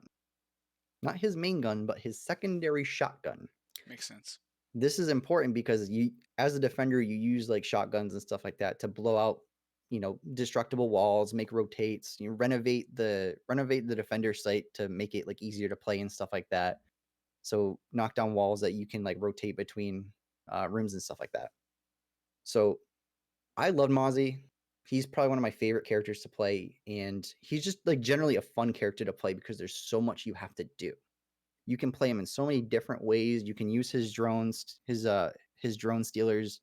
You can kind of throw them around the site and just sort of anchor down, or you can run to like a side of the map where you think they're going to come in and set those up and kind of have like your own little home base defensive perimeter where you can keep yourself safe. And then he has that shotgun, so he can make his exit from like hatches and stuff like that if he has to. So he's just like this general like fun character to play. And Ubisoft just made him not fun. but still made like didn't touch what made him strong or annoying. And everyone, of course, complained about it. All the pros complain about it. All the casters complain, coach, like literally everyone in the pro scene is complaining about these patches now, and it's not positive. So when I saw this, I kind of wanted to turn this into a different topic. And for the last year, we've been talking about how well Rainbow Six Siege kind of pivoted from being like an awful game and like fixing it to make it good and playable. Hmm. And now they're taking all of this like good graces and all this, well wishes that they have received, and they're just tanking the game. Um, I follow a lot of people in the scene on Twitter and social media, and I day in day out, it's just complaints. I do not see a positive thing being said about this game for the past like couple months. All the pros hate playing it because the anti cheat's horrible right now. Ubisoft does this thing where if there's like a new hack or exploit or whatever, they don't touch it. They don't ban any of the accounts. So they let these people run rampant for like 2, 3 months at a time, just so they can collect data on the exploit. So they instead of just banning Jimmy for having like an aimbot or whatever, they wanna they wanna get data on this aimbot and then let these people run rampant for 2 months at a time. And instead of just banning Jimmy, they can ban Jimmy and all of his friends. Great. The game just consistently remains unplayable. And I honestly haven't touched it since Call of Duty came, Yeah, Warzone. that's funny because that's a big problem on Warzone now too at like the higher tiers of the matchmaking. Yeah. Um, there's a ton of that. The difference being that Call of Duty has no anti-cheat. I completely understand collecting data so you have a model where you can like very quickly determine if someone's cheating and then just ban them via software, and then you don't have to kind of go through a review process and whatnot, which is kind of what Call of Duty is doing right now. If someone's cheating, you have to report them. Someone at Activision has to sit down and watch the clip, and they have to figure out is that obviously cheating or not. Um, Are you but just mad or are they cheating? exactly. So like, and it's funny because a lot of the guys playing at like eh, those higher tiers, especially streamers, you got your nade shots, you got your Doctor Disrespects, those guys. It's funny because they're like sitting there and going, I can't tell if that was just a good shot or if that person was cheating because there's no anti-cheating software. But to have anti-cheating software and then completely, and this is becoming like an anti-cheating software segment now, but um, you can collect data in a meaningful way without letting it run rampant for a period of time, right? Yeah. You can ban little Jimmy and take all the data of what he was doing and then use that to flag or help you flag other accounts and then collect data off of those accounts and then have those manually reviewed and ban them. It sounds to me like it's really just a system by which they can save on overhead. And like here's the problem though. When they ban people, it's not an IP ban. Like they just ban the account. And this game goes on sale for like $6 every at least once a month. Hmm. This game goes on sale dirt cheap. You buy 10 accounts for $60 and then you just run rampant for the year Hmm. because they're not going to ban all 10 of them within like a year period. So Yeah, it's not fun. It's awful. that's And unfortunate. I'm taking this whole I hate Ubisoft right now thing and I'm pivoting it towards Valorant. I know that's like 3 things down the line, but I'll just go I'm make the turn. okay. Valorant's where it's I'm at. I'm I'm skipping the poor Overwatch hero who literally no one cares about because that game is just dead. I I I know it's like popular in Overwatch League, but the game is awful. It's not fun. Not for long though. Okay, so Valorant. I don't. Have you watched like any Valorant stuff at all? Yeah, I watch like nonstop streams trying to get a Yeah. key. Did you get a key? I did not. I got I mine. know. I was Yeah, relying on you to get the key. I went in and watched in the hopes that if I got a key, we could play together a little bit. But yeah. I There's wa- still hope. I didn't worry. I had like 4 different windows running simultaneously. Oh, that's it. I had like 20. Oh yeah. I Well, was just like I wasn't feeling that extra. I'm not that desperate to play it. I was melting my RAM, bro. But the thing about Valorant that kind of makes it stand out, it's not I think I've said this before in like a previous episode, but it's just the game itself isn't what makes Valorant really good. It's the fact that Riot is we hear you, but they're actually doing stuff. Hmm. So their servers, 128 tick rate on every single game. Every single public match, every single custom match, 128 tick rate server, which is incredible because it's literally 10 times the amount that Call of Duty has. Hmm. And if you don't know what tick rate is, it's anytime you've played a shooter and you have died behind a wall or you have shot a guy and in the kill cam, you did not shoot at all, this fixes that. That's tick rate. Yeah, it's basically the It's a lag very between the two. important. I don't know like the actual technical what it does, but that's essentially what it is. Mm. Um, did you have anything to say about Valorant Yeah, I mean, before I hijack it? yeah. So I'll say my piece on Valorant. People are saying this in a derogatory way. It's like Overwatch meets CS:GO. There's nothing wrong with that. I hate it. I hate that people are putting Overwatch in there. I know. Um, it looks really fun. I think that the heroes or the agents, as they're called, that they showed look really interesting. I think that it's going to be really interesting to start to watch the meta and how they combo off each other. I like that it is a like hard tactical game too. Um, it took me 70 hours to like not be total dog in Rainbow Six. So I mean total. Like we're talking like Yeah. Okay. I came You get back. kills. I came back after a year and got a kill in my first game. All right, like not the worst, not good. Um, so I appreciate there being a skill cap and a learning curve in a game that's difficult. It keeps all the little jimmies away, which is great. Though I think Valorant's going to be so hot when it first comes out that there's going to be plenty of little jimmies. There's a ranking system, which is like necessary. Like Yep. you have to have a ranking system. The fact that Call of Duty doesn't is like We talked about this I last know it's the episode. dumbest thing. Um, and people knock the aesthetic, but I think that aesthetic to the game, that more cartoony aesthetic, it's inviting. It's like playing in a comic book, which is cool. I like that a lot. Um, and I think the final bit on that is there's going to be so much microtransacting around skins. You can do like so much more when you don't have to have kind of realistic looking skins. You can go really Yeah. fantasy or really comic book. And I love skins. I will not lie and say like I've never spent money on skins. I've put a fair amount of money into paladins. I've put a fair amount of money into almost any Yuck. game that has skins that I've played for a fair amount of time. So it looks good. I'm interested. I know almost all of my friends have no interest in playing it in the long term, but I'll I play don't it when know. it comes out. Well, I mean, we'll see. We'll see how it plays. I mean, I'm definitely interested in it. It's just I don't think it's like for me because I really don't like Counter Strike. Hmm. I don't enjoy it. It's not fun. Um, I don't understand why people were complaining about the art style. Like it's Riot, it's League of Legends. I don't know what you expected. Like, did you expect hyper realism tactics, Navy SEAL man? No, you weren't gonna get that with Riot. Never. But no, like the thing is, all when I first saw it, and I first thought that it was gonna be like heroes, abilities. Obviously, you get kind of worried. But a lot of the skills are just basic like utility, just Hmm. being put in a skin. I'm not a skin, like a skill. A skill slot. Yeah, it's So like it's. Molotovs, smokes, they're kind of they essentially end up being what these skills are, Hmm. which is fine. I like that. Oh, another thing that was really important about Valorant is that both teams have the same weapons, have access to. So like a big problem with Counter Strike is that part of the balancing of the game is that the counter terrorists and the terrorists have different weapons.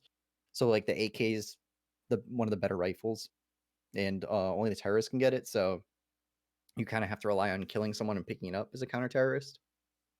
And then there's the random gun with the scope, like the SG or whatever I forget what they call it, the Krieg, I think. And both sides can get that. But essentially, having both sides have the same weapons is good. Hmm. Um, I always get worried when I see stuff like that because, like Call of Duty, I don't like games where there's like 10 guns, but only one of them is really good, and the other nine are just kind of like, eh. Like they're okay, but you'll lose to gun X Hmm. all the time. Yeah. So, like in Call of Duty, it's like, oh, if you're not running an M4 and MP5, have fun. Yeah, and I think one thing I didn't mention is I like that economy system because it brings Yeah, that level of strategy to the game as well. You know, if you're gonna have what is it, 12 on offense, 12 on defense, I think. or is it or Ooh, is it 12 total? I think no, because it's I think you have to win 12. Okay, I may be wrong because I know in Counter Strike it's like 16 or something like that. okay, but anyways, the point is like what you said. Do I play around with just a handgun so I can save up and get the AK, or do I go with a gun that's Yeah, moderately? effective in that regard and save up which you as you do. go. Yeah. So I like that aspect a lot to it. And then, like you mentioned, I think all of the guns being available to both teams is interesting. I forgot to mention this too, but I think it's interesting how you can buy certain skills and then other ones you have to earn, like your ultimate Yeah. and whatnot. So anyway, I digress. There's like items you have to pick up. It's kind of interesting because there's like this item that you have to pick up during the round or whatever to get like an ultimate charge, Hmm. so you can kind of play around it, and it's interesting.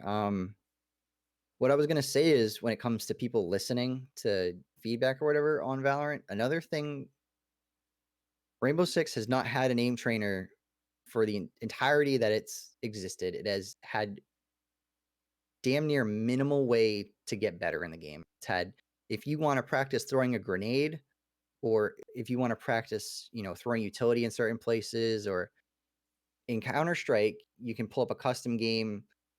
You can set it to load the tracer that shows up where you throw your grenade. You can refill your grenades. In Rainbow Six, you have to close the game, restart it back up, start a new lobby, go back in. If you only get two grenades, and you damn well better know what you're doing with those two, because if you mess it up, you got to restart the game. Well, not restart the game entirely, but back out, start a new lobby, set the thing, go back in, and it's just there's just a problem with improving in that game, and they have done nothing. Hmm. And the most they've done is remove the guy from Terrorist Hunt that blows himself up and takes two headshots for some reason. And we've really improved our Terrorist Hunt. But in Valorant, there's a whole like training section where there's like a target practice. You can pick up any gun. You can set the target to different distances. You can even change your sensitivity like on this console that it has. So like you shoot like on the console, and you're like, okay, well, I want it to be 5 meters away. So you shoot the 5 meter checkbox, and it pushes the target back. So on this thing, I can like shoot it to increase my sensitivity, shoot it to decrease my sensitivity. And it's very high user friendly, high quality of life. There's even a little training section where you can practice defusing the bomb. So what it'll do is it'll put you in like kind of like a bomb site, and you can set it to easy, normal, or hard or whatever, and it'll place AI bots in certain places that are kind of generic places, like angles that people would actually hold. And then you can set it to like, okay, well, give me X amount of time to defuse or whatever. So then you can practice these post plant situations where, okay, well, I'm in a 1v3 situation. I'm gonna go run this, and I'll pre-fire this, I'll check this angle or whatever. And you can just do that, and then I can go back and test another gun without having to load in and out. And it's just what makes this game stand out is that it's incredibly user friendly and incredible high quality of life. It takes all the problems that all the other games have and just sort of, okay, here's how we fix this, Hmm. and that's all we need. That's all we Yeah. need. And that stood out to me so much. I think I even sent in our personal Discord, "Yo, this game's gonna have its own aim trainer." Like Yeah, that's awesome. Like there's other great aim trainers. You have to be a little. You got to work with it. You got to put in the game you're playing. If it exists, you might have to use a tool to convert your sensitivity information into the game, so you can set it up so you can practice it correctly. Like and it then it can be, never feels right because and it's not the actual game. exactly. So having a game that you can go in and you can say, okay, my DPI is 400, my sensitivity is, I don't know what you play on, 0, and then you just kind of like you shoot and you mess with it until it feels right in that game. Um, that's huge, especially for like someone like me who doesn't play a lot of first person shooters. I like to spend a significant amount of time doing aim trainer, even if it's a third party application, just to get back into the swing of things. So I don't feel like I'm spending my first 4 hours just catching up. I might play an Yeah, hour a few times a week. To be able to go into that game and say we're going to play it on a Friday, to go in Monday, play 30 minutes in the aim trainer, go on Tuesday, play 30 minutes in the aim trainer, and then my Friday, my settings are set. I feel good. I might not still be good, but I don't feel like I'm treading water with the controls. At least, yeah. that's huge. And then if you want to go that extra level and actually practice and improve, it's there for that as well. So And especially like in a game like that where you have one life each round and you can't exactly. respawn. So you trying to practice, you're waiting three minutes in between each life, and you might kind of get screwed. You might just shine the back, and oh, I didn't get to practice that round, Hmm. which Siege Exactly. does. Yeah, all the time. So I'm excited for it. I'm gonna play it. I know you have the beta key, so Can't wait. your plan for next week, or your mission is to play the crap out of that game, and then Yeah, the play a topic lot of it. the topic of next Yeah. week's podcast will be So like, I will have my Valorant section next week. yeah, Um, oh god, what was I gonna say? I'm blanking out. Go talk about something for a sec. panic. Okay, no, I got it. What I wanted to say was, if you don't know, you can get a Valorant beta key if you link your Twitch account to your Riot account through Twitch settings, and from there you watch any Valorant stream with drops enabled. And you can go on the Riot website every now and then and check and see if you have beta access. It'll say you got it, or hey, you don't got it. Here's how you get it. Go to these streams. So get it, have fun. The game's gonna be free to play anyways, but play it now. Why not? Yeah, and like I said, their whole monetization structure there is going to be like it is with everything else: buy skins, buy characters, buy that type of stuff, Hell yeah. which is fine. Because even like and before we go into the next topic, League of Legends did a very good job of like, you can just play the game and unlock everything Yeah. if you just play the game enough. It's a pain though. It is. If you're lazy like me and you just want that thing, like then you can just go buy it, and then like the Yeah. skins, kind of same thing. So I feel like they have that economy and that system set up pretty good. Yeah, again, I think it'll be good. It's funny because I was watching well, they were gonna have the Valorant event where they flew a bunch of people over to Riot office and play Hmm. the game. Obviously, couldn't do that, so they just had these people play online for a weekend. So if you have like a favorite content creator or a favorite pro player slash streamer, you might want to check their YouTube. They probably have some of their own footage that they finally were able to put up on the third, which I think was Thursday or Friday. Thursday. Yeah, yeah. No, Friday. No, it was Friday. It was Friday. Yeah, Friday.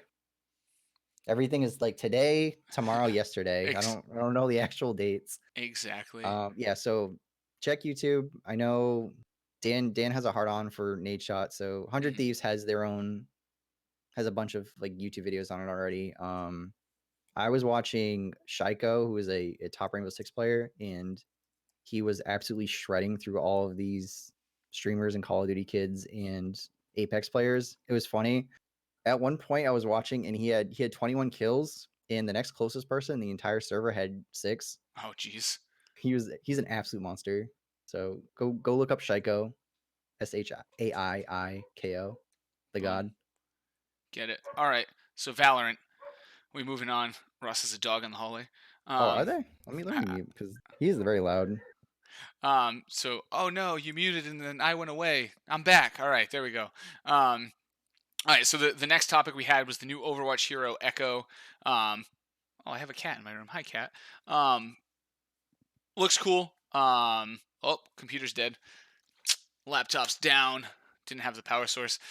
So I didn't have any notes anyway for that. So she's cool. She has kind of like a main attack's a 3-shot burst. So it's just like a triangle of 3 energy blasts. She has a sticky grenade, and then she has, I know Ross loves this, a beam that does way more damage if the character's at less than half health. And then her ultimate is pretty dope too. She can actually make a perfect carbon copy of a hero from the other team and play as that for a period of time at 650% ult generation. So like if you have someone, It is straight 110 Dalmatians outside right now. So I am sorry. You are on your own. all right, all good. Every time you mute, it just puts only your face on the screen. It's excellent. So yeah, so it's really cool. People are excited for it. I know Ross is excited. The character looks to be very combo based. It's a DPS character, obviously. So it looks like there's a pretty slick setting of, oh, and she can fly. So you kind of like fly, hover. Ross is the only face again.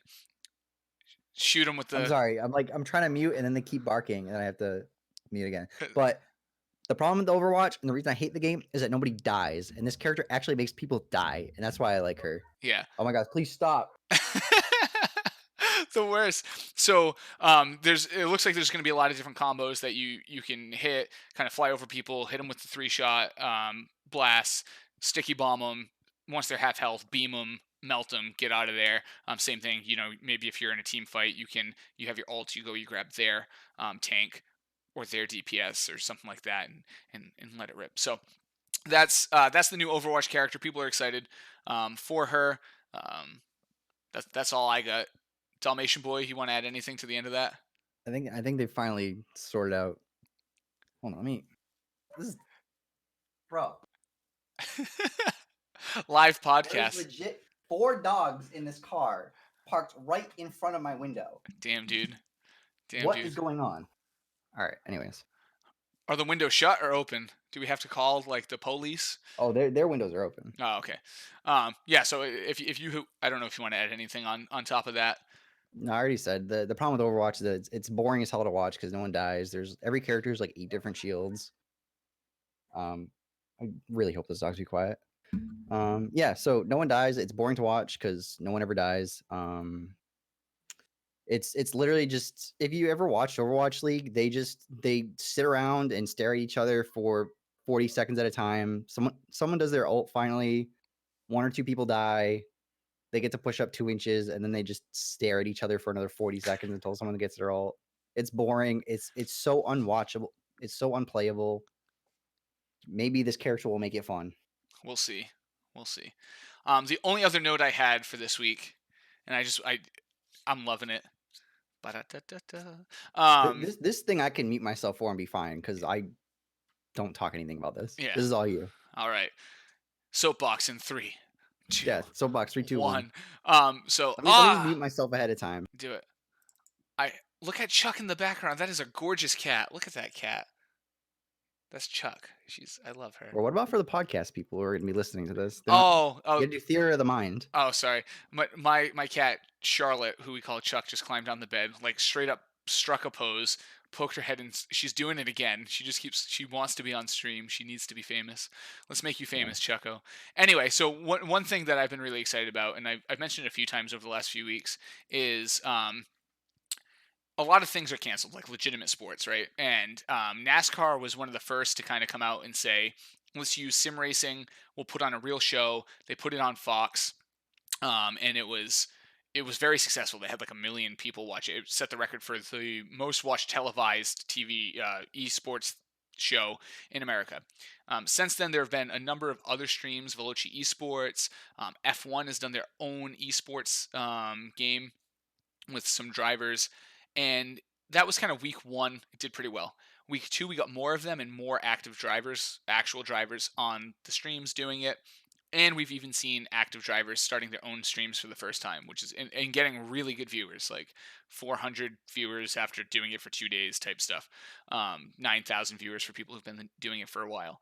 Um, Now we're starting to see like the Porsche Super Cup is doing their own iRacing or sim racing league. IMSA, which is another big one, they're doing their own league. I saw the Dirt Outlaws doing their own thing on Fox the other day. And the reason I want to bring this up is because it's been so successful over the last 3 weeks. We're getting ex champions. Actually, right now the F1 one's on. You've got Jensen Button, who was an F1 champion. He's racing with a current driver. There's like 5 other current F1 drivers. Literally, like 25% of the active grid is playing esports right now and getting views and on TV and stuff. It's wild. But this is where it kind of goes to Ross. Now you're starting to see other leagues figure out how they're going to figure out to do this, right? And the NBA now wants to set up a televised game of horse between players, but what they're going to do is have them all live stream from their home gym as the only one in their gym. So like you're going to have like Steph Curry, whatever, do something, and then LeBron's going to try to do his thing in his gym over here, and it's going to all be live streamed and figure it out. So I really wanted to talk about because sim racing's dear and near to my heart. I wanted to talk about how well they're doing and how many more people we're seeing sign up to it and buy gear, and how many I have friends that are coming to me and saying, "What do I buy?" Which is great. But I also think it's cool because it's really pushing the rest of sports forward and how they can do things in this time that aren't just NBA players playing NBA 2K, right? They're looking at how do we find different interesting ways to keep people watching sports. And as Ross and I have talked, it's being driven a lot by Fox, who is starved for content right now. So they're really driving it. But it is an esports topic. It is an interesting topic, and I just love that every week I get to talk more about kind of what's going on. Okay, And the car is finally pulled away. oh, he's back, baby. The dogmobile is gone. Thank God. Perfect. So that's kind of the end of my thing here. I just wanted to talk about how cool it is that normal sports and esports are melding. And again, I brought this up last week, but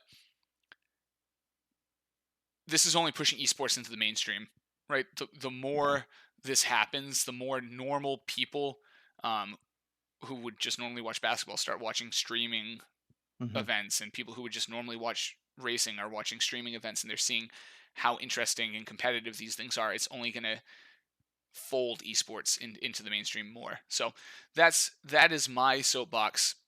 I don't know if you have anything to add to that. No, okay, so for the NBA, there's okay, the funny thing is that there's a 2K tournament between NBA players, Hmm. but it's seeded based on their 2K rating, which if you've ever played a sports game, you know that the ratings are usually pretty far off in some cases. Hmm. So it's just funny to see who's highly rated over other people, very inaccurately, I might add. Yeah. Um, so there's an 8-man 2K tournament with God, I think we've talked about this the last episode. It's like Kevin Durant, NRG, DeMarcus Cousins, Hmm. um, DeAndre Ayton, just random players. Yeah, there's not really a lot, unfortunately. Yeah, I think the interesting, you'll see it with other sports, is what I just mentioned happened with the sim racing stuff. Is like the first week it was like, oh, this random Formula E driver who's like relatively popular, and like one actual F1 driver, and then like a reserve driver, and now we've got like former champions, we've got active drivers. Like I think if the NBA tournament is as successful as the sim racing stuff has been, you're gonna start seeing these people pop on and play the bigger names because it's Yeah. just good exposure for them and it's good I wanna exposure for the league. see I wanna see a 5v5 of NBA players playing 2K. That'd be That's awesome. what I wanna see. I don't wanna see 2 people playing against each other as it's kinda weird though, because 'cause I'll see so and s like, let's say I'll see a player streaming, but he won't be using his team. He'll be Hmm. using, like, a better team, right? So that's kinda weird, but I wanna see a five-man team of NBA players playing 2K against a five-man team of other NBA players. That'd be I think that awesome. would be really cool, and I think it would be even cooler if you could get the same teams as normal. So get like all like the Boston Celtics versus the New York Knicks and just have all 5 of them play. Yeah, Or I think that'd you be could awesome. do all-star teams and just have my boys versus your boys. That'd be cool too. Yeah, I think that'd be really fun, and that's one thing that's been getting interesting with like the F1 is I think today, yeah, Williams on the F1 event going on right now, they actually have their two active drivers driving the two Williams cars in the game. And then Oh, like McLaren has an ex driver plus a current driver driving. Last week it was like random content creator plus cricket star, like yeah. active driver plus IndyCar driver. Like it was, and it's starting to do that. So I think the success of this first one will line up because I think a lot of these people have this feeling like I'm in it to win it, like, I'm not here to play games. It, it's not that big of a Oh, deal. unfortunately, you are playing a game. Yeah. And so it's like, once they see that it's pulling in big numbers, that it's good for the brand, that it's actually, good for their personal brand and not just the league brand, I think you start seeing them more It's a likely to different pull it. demographic Yeah. too. You're just getting more eyeballs on you. Yeah. Nothing wrong I with mean, that. I don't watch any of this stuff. I see it on Twitch and I'll click on it, but I mean, I don't know who any of these people are. I don't care. Hmm. I don't watch F1 on whatever network it's on, Fox Sports or what is it usually on? ESPN. Yep. Okay. Could have fooled me. I wouldn't. I watch ESPN every day. The times are weird though. So most of the Yeah. races are overseas, and they're at like usually 3 p.m. ish. So that's usually like I'm usually getting up to watch races at like 7 in the morning during the season. Um, Yeah, yeah. or staying up overnight when it's in like Japan or stuff like Yikes. that. Yeah. Not So good. yeah, it's tough being an American F1 fan. But I make it happen. So cool. So that's everything I had. Do you have any concluders, sir? Mm, no, I think that's everything. Play Valorant. Valorant in all caps. As Ryan has said, don't make that standard, please. Yeah, Just type I, it I out. don't like that. It'll bother me forever. Awesome. So the socials are down in the thing. The Gamezo stuff's up top. Check it out. We got the website, gamezo.co.uk. Follow us on Twitter. We'll be back next Sunday, 2 p.m. on my channel, probably as long as things don't break. Um, Back and better than ever. if not, it'll be on Ross's channel, which gets hosted on my channel, so it works out. And yeah, keep in touch with us, and we will talk to you soon. All right. Bye. Play the intro music or the outro music. Ba-da-da!